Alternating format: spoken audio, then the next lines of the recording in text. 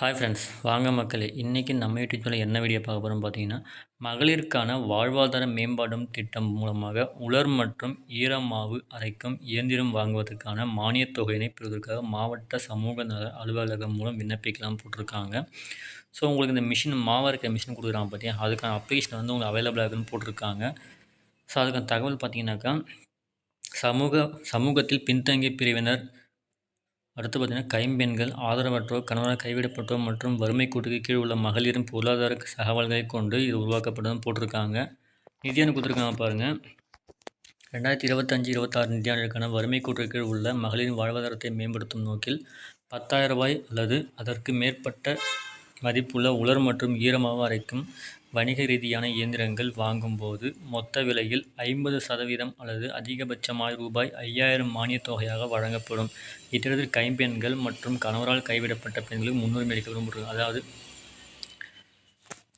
மகளிருக்கு ஒரு முன்னுரிமை தராங்க. அதையும் பார்த்தா கணவரால் கைவிடப்பட்ட பெண்கள் கொடுக்குறாங்க. ஸோ அதெல்லாம் வந்து விடவாக இருக்கவங்க,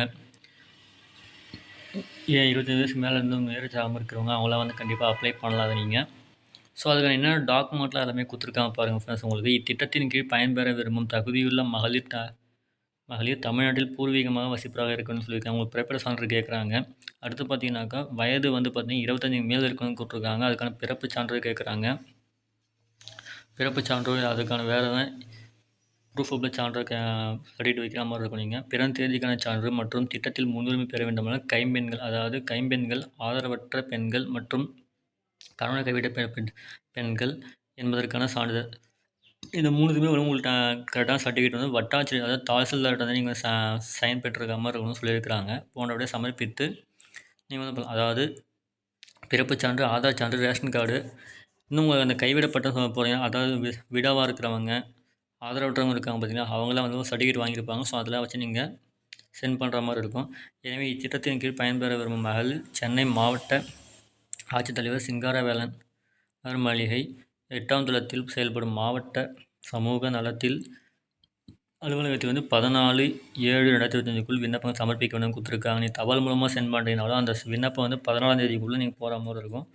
அப்படின்னா தான் சமர்ப்பிக்கணும். ஸோ அதுக்காக உங்களுக்கு இன்ஃபர்மேஷன் கொடுத்துருக்காங்க. ஸோ அதுக்கான உங்களுக்கு இன்ஃபர்மேஷன் வந்து உங்களுக்கு முகவரி வந்து நான் டிஸ்கிரிப்ஷனில் கொடுக்குறேன், நோட் பண்ணிக்கோங்க. ஸோ அந்த டாக்குமெண்ட்ஸ் எல்லாமே நோட் பண்ணிவிட்டு நீங்கள் வந்து கலெக்டர் ஆஃபீஸ் போய் வாங்குற மாதிரி இருக்கும். ஆனால் கலெக்டர் ஆஃபீஸ்லாம் கொடுக்குறாங்க உங்களுக்கு ஃபார்ம் உங்களுக்கு. ஸோ அங்கே போய் பார்த்துட்டு நீங்கள் அதேமாதிரி நீங்கள் அப்ளை பண்ணால் கண்டிப்பாக உங்களுக்கு இந்த மாவு அரைக்கிற மிஷினை கண்டிப்பாக வாங்கலாம். ஸோ யூஸ் பண்ணிக்கோங்க. தேங்க்யூ. ஸோ இந்த வீடியோ பிடிச்சா லைக் பண்ணுங்கள், ஷேர் பண்ணுங்கள், கமெண்ட் பண்ணுங்கள், மறக்காம சப்ஸ்கிரைப் பண்ணுங்கள். அப்போ தான் நம்ம நெக்ஸ்ட் வீடியோவில் இன்ஸ்டன்ட்டாக கிடைக்கும் உங்களுக்கு. Thank you friends.